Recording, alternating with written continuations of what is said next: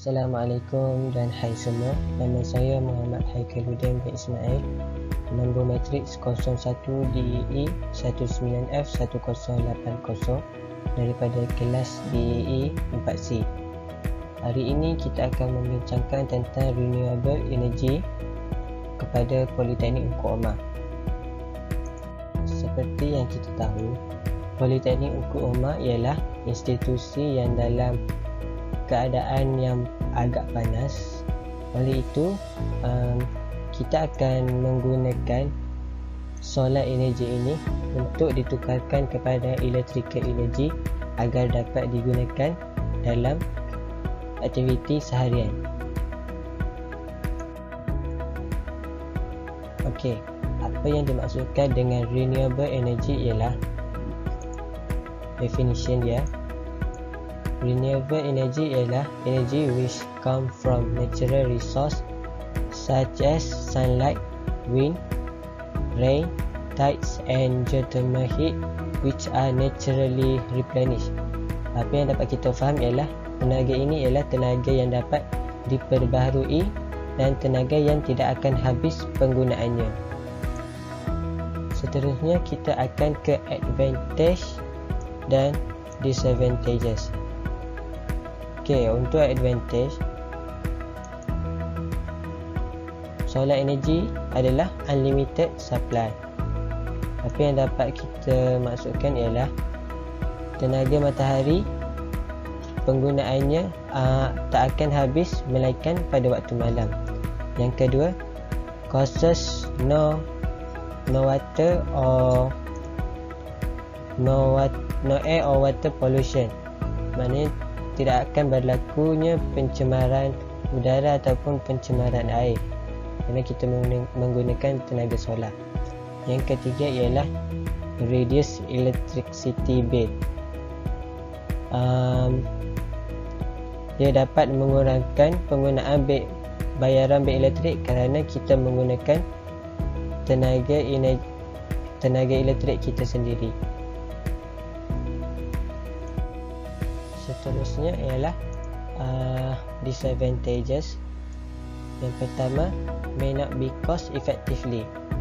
Untuk penggunaan tenaga solar, dia akan mungkin tidak akan menjimatkan kos kerana dari segi pembuatan alat untuk menghasilkan tenaga elektrik tersebut.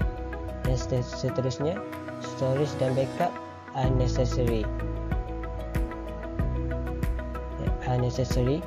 Dan yang ketiga ialah reliability depends on availability of sunlight. Maksudnya tenaga matahari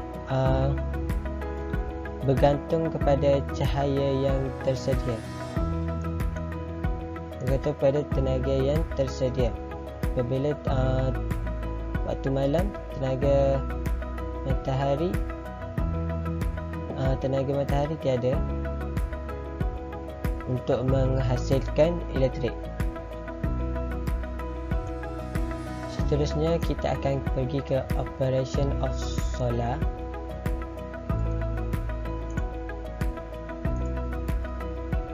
Operation of solar, yang pertama, daripada matahari menghasilkan tenaga solar dan tenaga solar itu akan ke photovoltaic cell untuk menghasilkan voltage dalam keadaan DC. Output yang dikeluarkan oleh photovoltaic cell ialah dalam keadaan direct current. Dan seterusnya, direct current ke charger controller untuk mengawal current semasa proses charging dan discharging. Dan seterusnya akan ke bateri untuk penyimpanan. Dan untuk proses yang kedua, daripada voltage DC, direct current akan dipindahkan ke inverter. Fungsi inverter ialah untuk dikonvertkan direct current, ditukarkan direct current ke alternative current. dan alternatif current dapat dihasilkan. Dan seterusnya, possibility, kebarangkalian untuk adanya menghasilkan solar energy kepada Politeknik Engku Omar. Inilah, it's good for environment. The most commonly known fact about solar energy is that it represents a clean, green source of energy. There are nothing about solar power that pollutes Mother Nature. Solar power also doesn't release any greenhouse gases, and except for needing a source of clean water to function. It's safe and environmentally friendly. Second, solar energy is a free source of energy.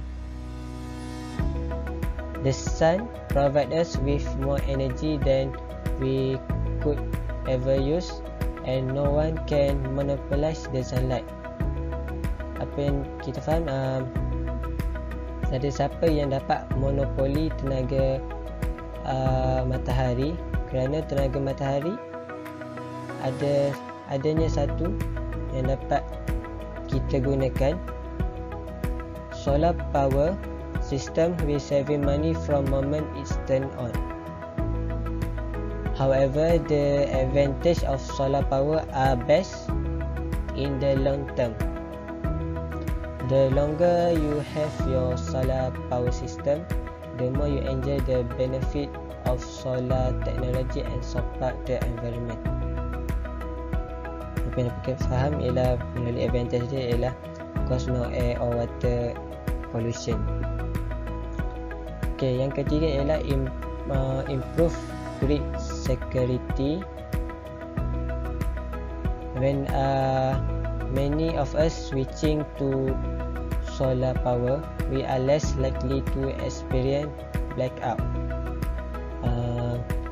Apabila kita ada solar energy, kemungkinan kita akan kurang